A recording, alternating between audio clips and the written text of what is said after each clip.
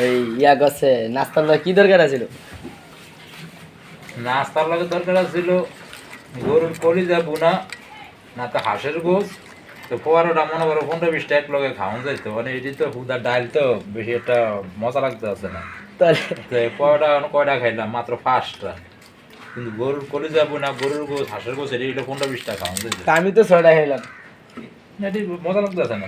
তাহলে ইয়ারে চাচিরে কয়ে দিই করে ডিম ফাটিয়ে দিত নাকি? ডিম ফাটালে হতো না, মনে করো গরুর কলিজা বুনা করতে হবে, না তো হাঁসের গোস, গরুর গোস এটি বুনা করতে, বুনা করলে 15-20 টাকা বা 20-25 টাকা পোয়াটা লয়ে বইতে হবে, এর কোনো দাম মারণ যায় না। অন্ত এত দূরে এডি ভাগ করে দিব কে?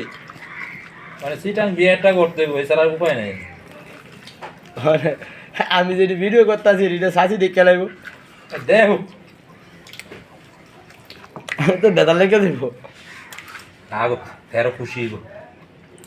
কাম কাজ করন লাগতো না নাকি? হ্যাঁ। দেখ বালা, তাই গিয়া রান বাইক গেলে অনুমতিটা লইয়া দিব আপনারে।